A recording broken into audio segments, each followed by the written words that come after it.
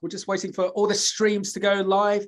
What do you reckon, Isaac? Do you think we're live? Do you think we're live to Facebook? Do you think we're live to LinkedIn? Do you think we're live to the podcast? Do you think we're live to YouTube? What do you think, Isaac? There's a red button that says live, so I reckon we're there. We're there. Isaac, say hello to everyone. Good morning, everyone, and welcome to another edition of AHDB's AgriLeader. And Holly. Sorry, Isaac, even more importantly, Holly Beckett, say hello to everyone. Good morning, everyone. So Isaac and I are really excited about this, to continue this series of talking leaders. And we're really privileged to have the great Holly Beckett on. And we're going to give a bit more of an explanation on Holly just as we go further live with this broadcast. Isaac, I hear you've been in the war slightly, and in the respect of you've got a bit of a knee that's having a bit of attention. I don't know if you've heard, but Holly and we've managed to postpone the London Marathon from October of this year to April of next year, so that you can compete in that. Are you okay with us moving the marathon around so that you can participate in April of next year? Is that okay, Isaac? Only a fool runs without anything chasing it, Max. So I might give that one a miss as well. Oh, well, Holly, can you be Holly, after all that work that we've done? Right, come on, let's get on with this. So Beanstalk Global, AHDB, our broadcast today about talking leaders. Who said farmers won't mediate? So come on, everyone, have you got 30 minutes? You need 30 minutes to listen to Holly. We know how important it is to be inspired by both big business and individuals, which is why we're excited to present this series of Talking Leaders, a monthly initiative from the AHDB, which will see a series of inspirational speakers share their life experiences and deliver impactful stories to the AgriLeader community. This month, we're delighted to be joined by Holly Beckett, Project Director at Focus Farmers. And last month, Isaac, it was a groundbreaker, wasn't it? We had on Tim Bradshaw, and Tim is a British Army officer and an Everest mountaineer.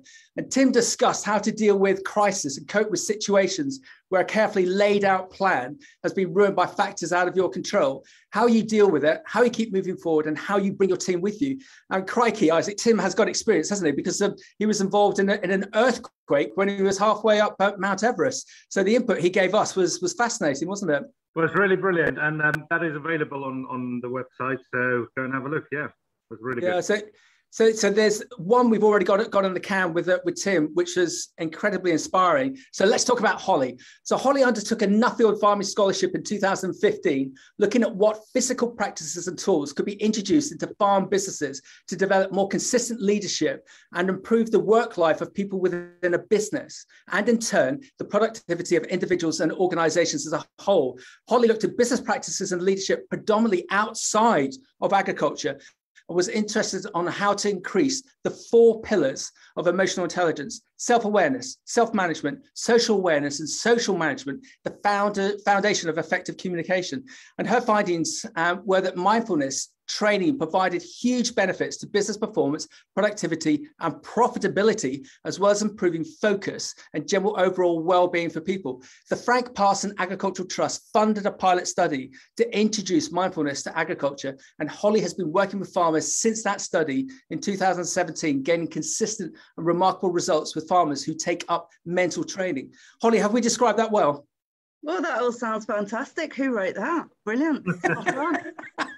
We've got half an hour to just have a chit chat about it. That's pretty spot on. But everyone, we were in our catch up yesterday, just getting set for today. And I was in the car park for a fairly substantial fresh produce company down in Kent. And I was saying to Isaac and Holly how I just had 40 minutes with that client. And this client is a chap in his late 40s, professional, robust rugby player.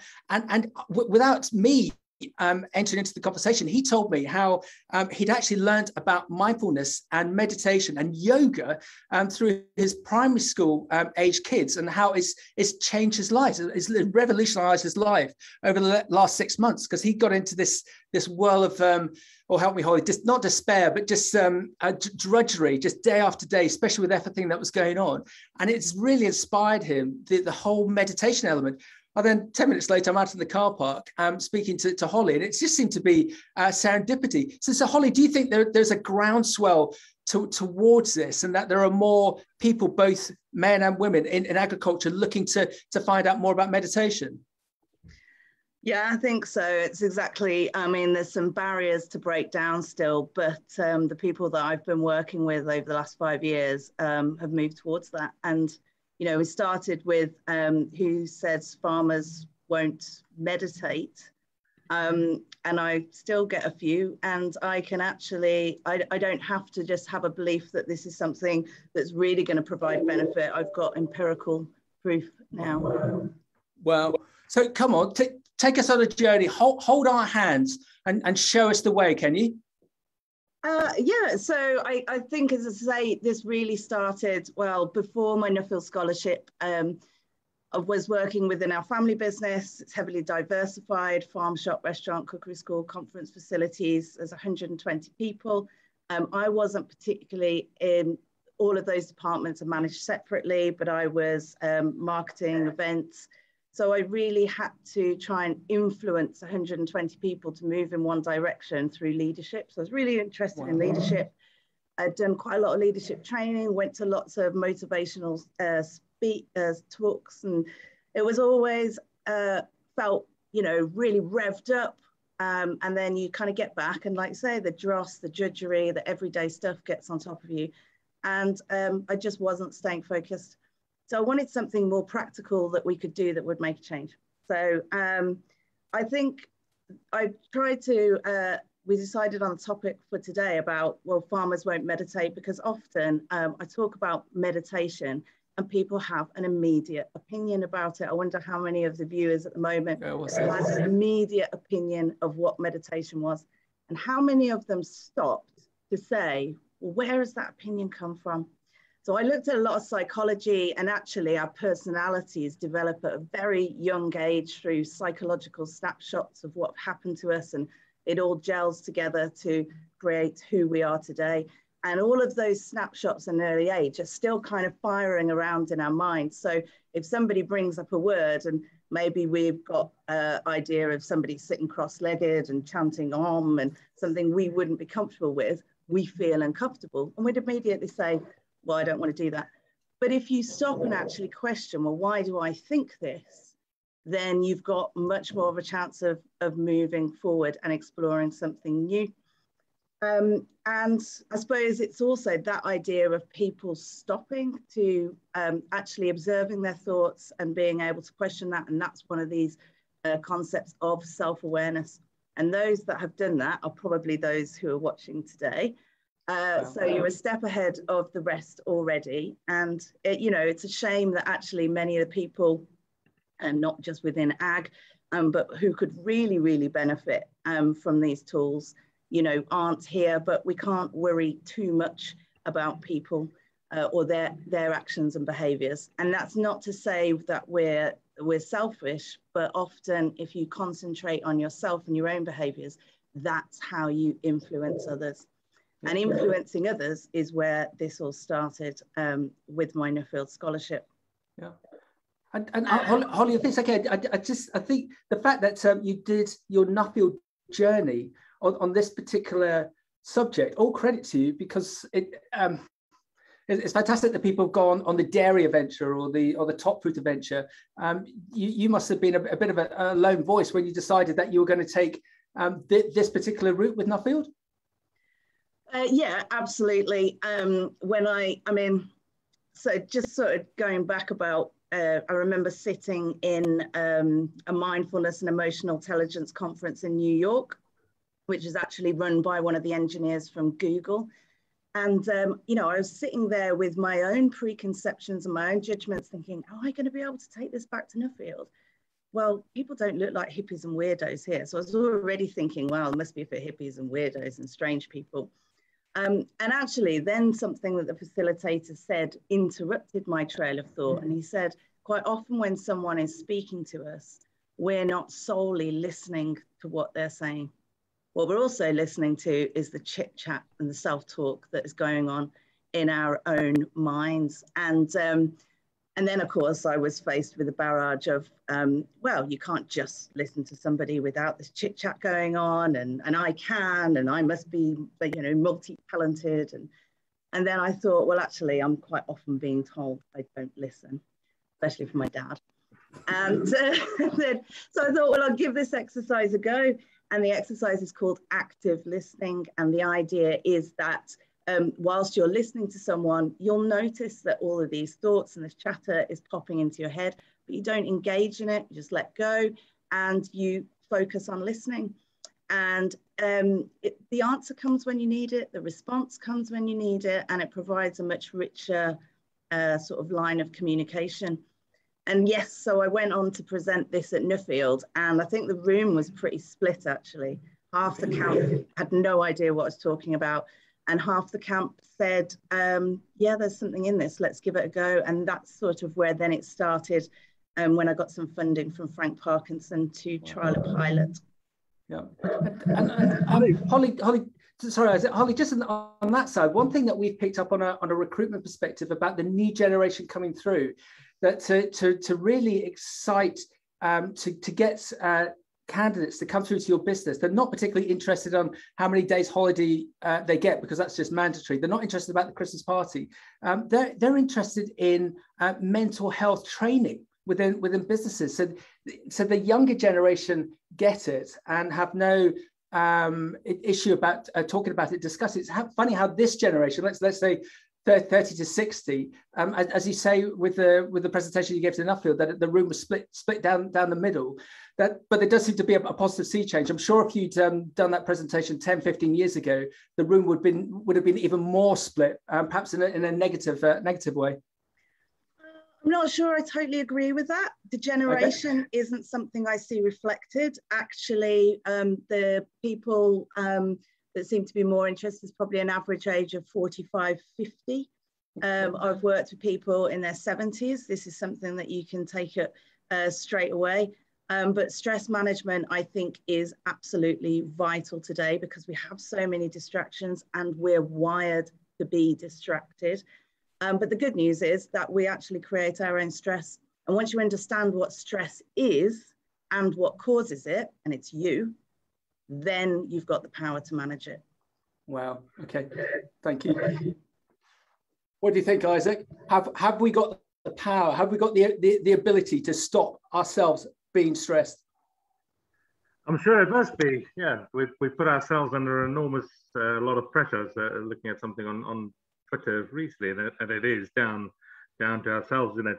Holly, what do you think is why have we got that block? You said, even yourself, and you've already engaged with that at this conference in New York and had this idea of this going to be, a load of hippies with long hair and sandals. Where does that image come from, with meditation? I think that, so there was a guy called John Kabat-Zinn who brought mindfulness meditation basically from the East. And so often it was an Eastern practice, but there is meditation in the West. As I say, it's just past knowledge that we've had, but it's often nothing that we actually really know that much about. We haven't totally researched it. We've just heard something, it's gone into the mind, it's attached with an emotion. And so when we're confronted with something similar in our lives, those emotions arise. But really, Isaac, it is mental training. And often I refer to it as mental training or mental exercise because that feels more comfortable for people to give it a go. And when people actually give it a go and have that experience themselves, that's when they're kind of motivated to continue. And Holly, how can we get them? How can we get them to give a go? How can we get them enthused to have a go at this and hopefully get hooked? What's the magic dust? Well, ultimately, I think we do listen to other people, and sometimes they've got something important to say. If I can share my screen, Max, I just put a little bit of. Isaac, if we just drop out of our videos so that we can see Holly's screen, that'd be fantastic. Let's have a little look. You keep. And Holly's doing the great screen sharing thing that we all love on Zoom. Yeah, this chap that I met yesterday, he's dialed in now because I could just see his details, and it's fascinating again that his link was with his kids' primary school, and not on a mainstream basis, but that's why we need Holly. Holly, over to you. Yeah, so this is just some of the results. I've actually done 3 separate studies of the effect that regular meditation, and we're only talking a few minutes a day, has on people's lives. So this was from the original study.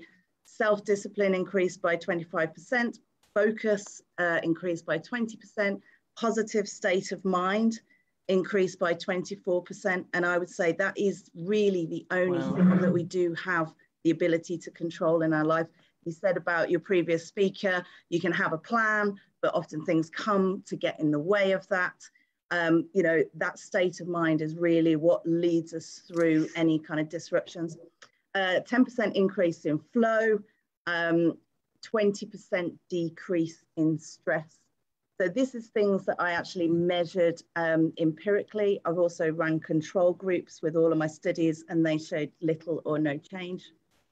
And I suppose it's this, if anybody fancies a little bit of this, an improvement in their ability to focus, which 79% of people engaged in focused farmers have reported.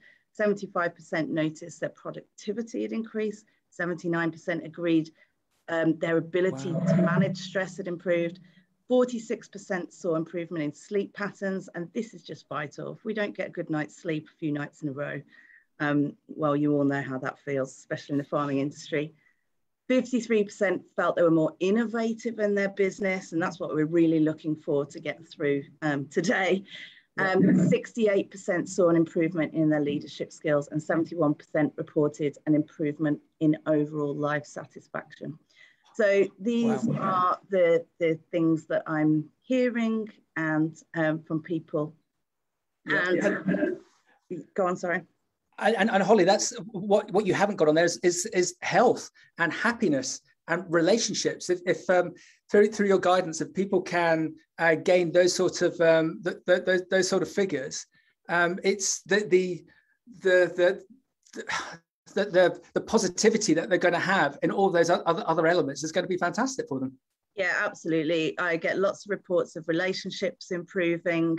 I think when guys say to me that their wife is now saying, "Oh yes, you do listen more and you do pay attention to more what I say," I have ladies coming to say that their husbands and their kids are now saying, "Have you not meditated today, Mom?" And that's when they think, "Okay, right, best go and just have a few minutes to just reset myself." And the other really big important part of Focus Farmers is about vision and goal setting. Okay. Holly, working out where you want to go. Holly, it feels like we need some testimonials. Have we got any testimonials, like real life gritty testimonials? We've got a video if you want to play a video testimonial. Excellent. Okay, let's we've got the great video that Holly and her team have compiled. I'll just send it over, but just to say, all those that dialed in, if you've got a question for Holly, and likewise, if you also meditate, just come into the chat and give your views as to what's worked for you, what hasn't worked for you, because we'd love to have your input. So if you've got any questions, if you want to get involved, come into our chat or ask the questions. Right, wish me luck, everyone. I'm going to go into the find it. Look at that mess. So just bear with me. I was telling the guys yesterday about my Raymond Blanc incident with a previous broadcast, but we won't talk about that. Right, here we go. That looks like the one. I'm not going to start like joss sticks and sit cross-legged on the floor, but it is just as simple as that.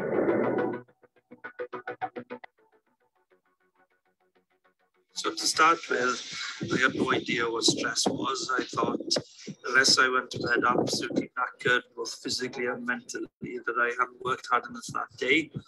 And it just got me thinking that my mind is just cluttered the whole time. I'm never concentrating on one thing. I start one job, don't finish it, move on to the next thing. Some people don't like to call it meditation, but for me, that's what it is. It's also mindfulness. Some people call it mindfulness, but it has a huge range of benefits.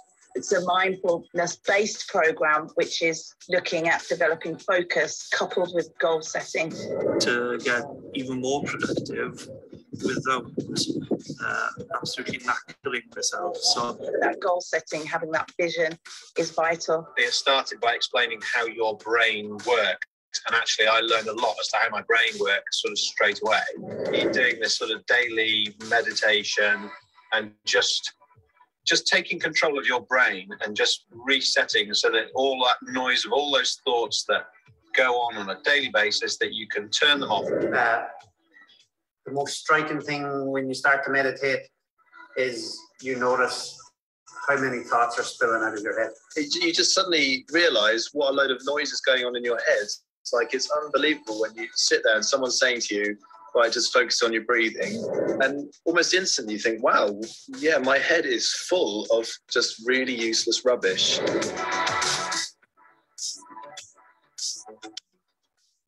It's just helped me think, right, take a step back and be able to plan for the things that I'm in charge of. So in realising what stress was, I was able to take pressure off myself through mindfulness.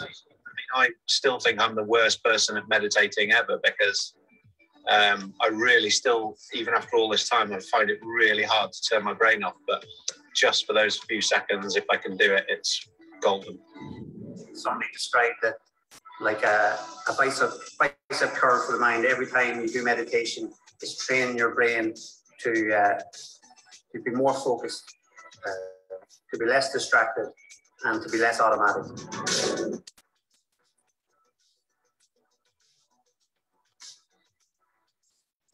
That's the problem. They're thinking twice. They're overthinking things, aren't they? I'd say it's a fantastic skill to keep your mind healthy, which keeps the rest of your body healthy. Just do it.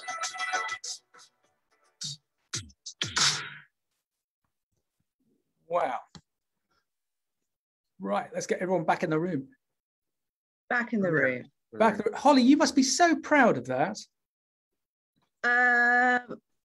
It's always amazing to have feedback from people when they say, this has changed my life, but they're the ones to be proud of themselves, really, because I cannot take control of anybody else's mind, and I don't try to. Just kind of, I suppose, introduce some techniques that allows people to take control of themselves. Well done. Well done. Isaac, you had a question. Sorry, yeah, loads of brilliant comments in the chat, Holly, and saying, and how it's really going to help them. How do I get started if I'm interested in?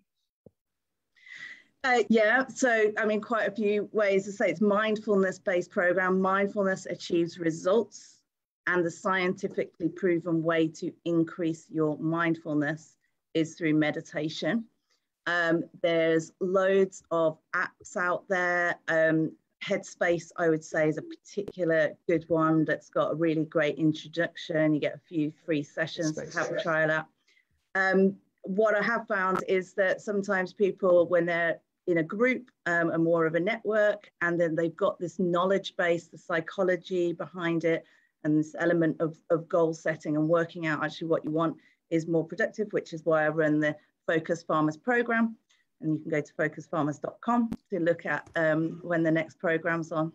That's another way. I wonder if I could just do a quick sort of explanation of what mental training is and meditation is, because we heard John say in the video there, it's like a bicep curl for the mind. And that's exactly how I like to think of it. So you choose something to focus on. Dan was talking about focusing just on your breathing. And we're actually focusing on the sensation of breathing, or we're perhaps just listening to the sounds around us. Your mind is going to wander, it'll get distracted. You notice, let go of the thought, don't engage, refocus, and continue that focus again, get distracted, refocus. And it's the same as if I went to the gym and I was lifting weights, this continual lifting up and down is going to build the muscles in my arm. This getting distracted and refocusing is what builds the muscles in our brain. And there's loads of science that shows that it actually is building muscles in your brain. Well, and if it's okay, I'm sure Phil will be okay for me to read out this quote. And this is not to laud Holly, but she needs it. Not well, she doesn't need it because she's already an expert at what she does. But just to emphasize the fact that this is so important. Phil says, "I've just finished Holly's latest FF program. It has been transformational. It's been a hell of a few months here." As we transition to re-enag with TB breakdown and a hiatus with staff thrown in for good measure, without daily meditation, I would have really struggled. Cannot recommend it highly enough. So to have that sort of testimonial, not only about Holly, but about the philosophy of meditation, Holly, Isaac, is again, excellent, amazing. Yeah, that's great. Hi, Phil. Thanks for that. Yeah. And I would say as well that Phil's somebody who really threw themselves into this. Okay. One of the things I hear a lot is people don't have the time. But what we found through our studies is you need 6 minutes a day, 10 minutes a day. And actually what's more important is the regularity of it. So just 3 or 4 minutes every day is going to be more effective than you hear these things of, oh, you've got to sit down for an hour or 20 minutes. Yeah, you know, if you go and spend that time in the gym, you're going to get that out of it. But actually, you just need these small moments. Okay, so Holly, let me give you a quick fire of questions. Yeah. What would you say to any farmers who say, I haven't got the time for meditation, I'm just too busy? What's the point? I'd say you heard my stat about productivity levels and focus. Yeah, well, and the fact is, if you improve your focus, you will get that time back. Your productivity is going to increase. We are only present or the normal mind is only present about 1% of the time. We faff a lot. Yeah. So you're going to get rid of that. And the other thing is, I say, just go and check your screen time and look at how much time you're spending on social media, and probably a little bit of balance that could be. Well said. An hour a day following Liverpool Football Club or the Saints, whoever it is, when you could actually be doing something mindfulness for yourself. I've tried meditation, but I'm no good at it and can't clear my mind. Help. Yeah, it's a fallacy. None of us can, unless you're some Buddhist monk, perhaps who's been at it for 30 years. You're probably going to only get a snippet of absolute clarity. It's not about clearing your mind, it's about developing your focus. But one of the knock-on effects when you start to be able to retain that focus is the mind, the chatter mind settles. Okay. So I'm getting into this. I've managed to create time. I've stopped following all this rubbish on social media. I'm going to make time. How long and how often do I need to meditate to see results? I want results, Holly. How long? Yeah. So, well, one of the challenges I set people is to do an exercise, short exercise, 5 or 6 minutes for 5 days in a row, and then see for yourself. I would say that the results come probably around say 3, 4. Perhaps we'll put that link, if we can, around this interview to share.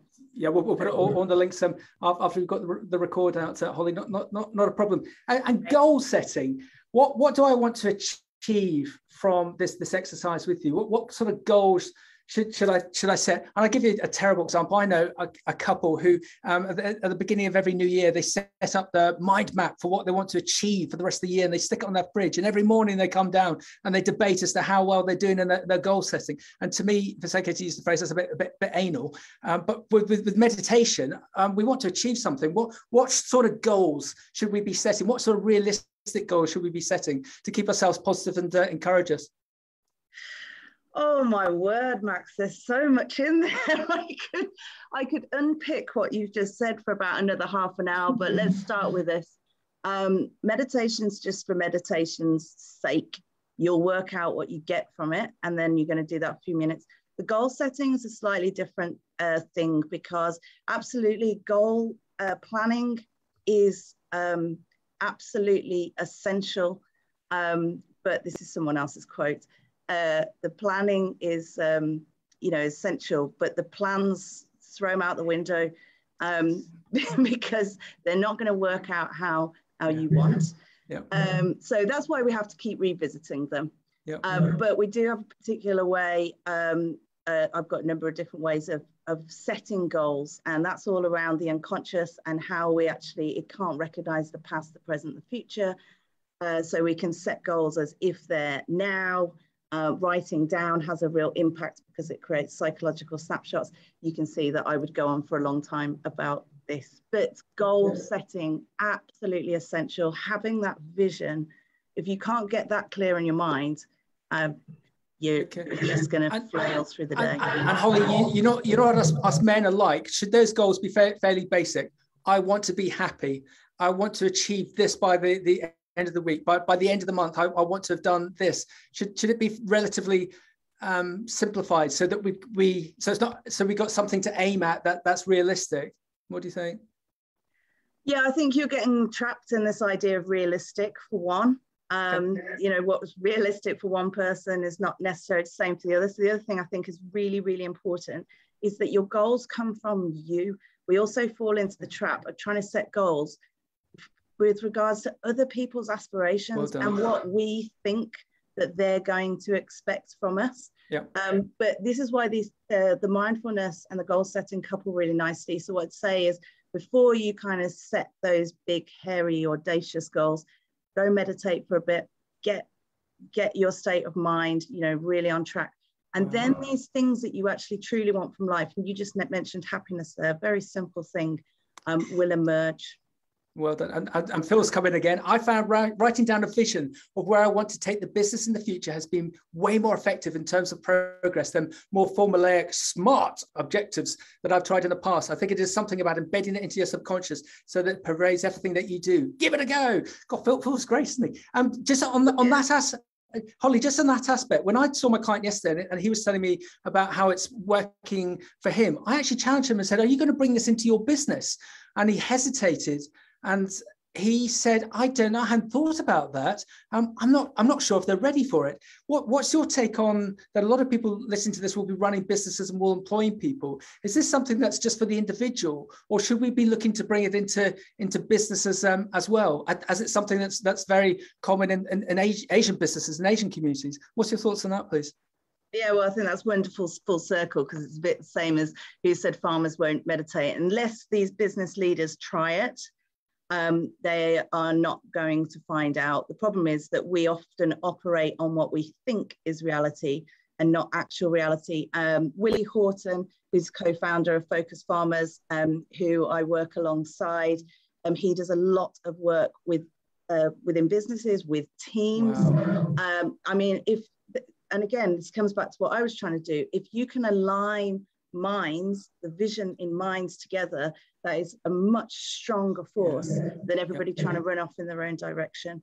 Well done. It also aligns with people having autonomy to do what they feel is necessary to achieve that end goal. Yeah, and on a business perspective, staff retention, by making sure that the staff are happy, by giving them this skill set. And I suppose, Holly, if someone like Phil, he trained the trainer, he understands it. And if he felt it was appropriate to get his management team involved in this as well, it's going to be a win-win for everyone. I believe so, yeah. And I mean, ultimately, you might lose some people in your business, but I think that idea of, if I train them, they're going to leave is absolutely terrible. Yeah. If you don't train them, they might actually stay. Yeah. So we're Max, just coming. Max, I'm just aware of time. Yeah, go Isaac. A couple of questions, maybe. Somebody came in and say, how does this tie in with mental health? And I know we haven't got a lot of time, Holly, but there's just a quick word on that, maybe. Yeah, I mean, the drum that I'm beating is trying to take mental health from good to great. Ultimately, wherever, you know, mental health, I think, is on a continuum scale. Well, we just saw from some of those stats, overall improvement in life satisfaction, well-being improves. If stress decreases, people reported physical health conditions improved as well as mental health conditions. Well done. Go on, Isaac, next one. Do you think so we can have a quick exercise just for those that's still in any doubts, and have a quick exercise of meditation or mindfulness before we sign off? I'm more than happy to give that a go. We can do a couple of minutes. Go. Okay, so it's really as simple as this. So hopefully you're sitting down, sit with your back fairly straight, your feet on the ground, but quite comfortable, and your hands in your lap or resting on your legs. And first thing, I want you to have quite a sort of soft gaze, not really looking at anything, just soft gaze in front of you. And take a nice deep breath in through the nose and out through the mouth. And loud enough so if there was a person next to you, they could hear, and in through the mouth, in through the nose and out through the mouth. Do 2 or 3 of those just at your own pace. And then on your next exhale, I want you to gently let your eyes close if you're comfortable doing that. And I want you to just listen.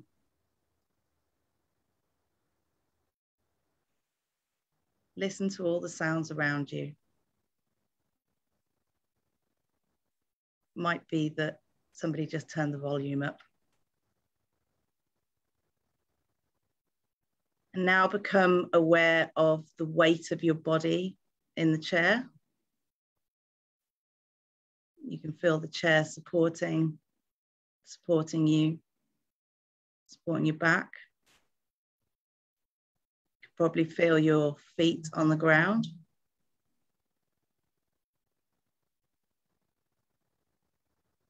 And now turn your attention to your breathing,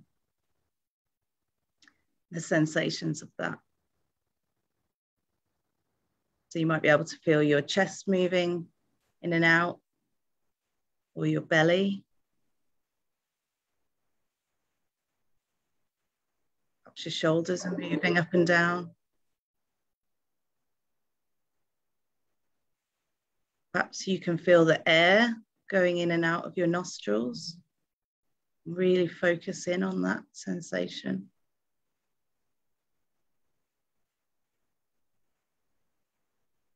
And then if you choose the place that you feel that sensation the strongest, and really focus in on that. Perhaps you can count 1 on the in-breath, 2 on the out-breath, 3 on the in-breath, 4 on the out-breath, just to a count of 10.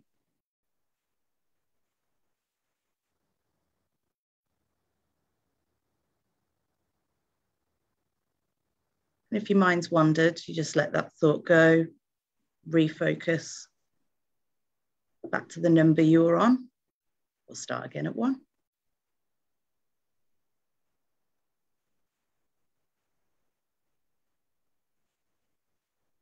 And then once again, turn your attention to listening and the sounds around you.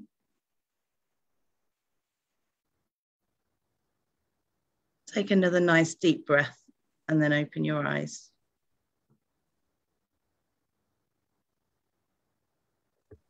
So I'd ask people to sort of feel, they can notice how they feel now. That was literally 2 minutes, I think.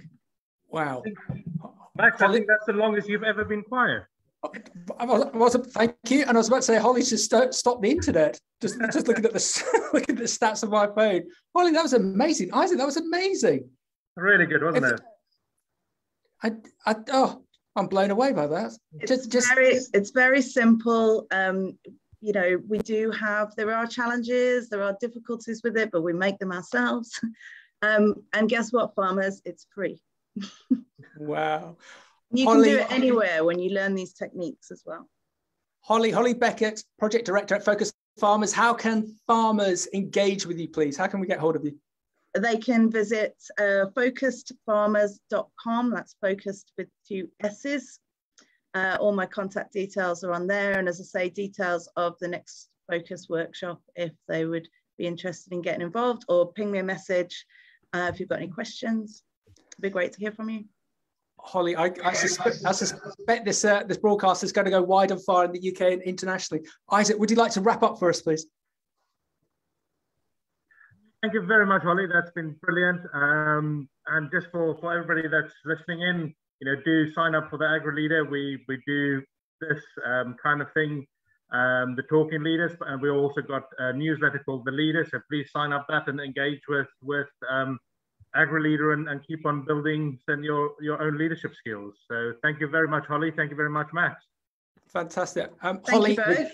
Holly, the great Holly Beckett, Project Director at Focus Farmers. Isaac, well done to you and the team from the AHDB, and hope your knee gets better shortly. Holly, Isaac, thank you very much for your time, and we'll catch you up very shortly on the next Talking Leaders. Thanks, guys. Thanks, everyone. Bye. Bye.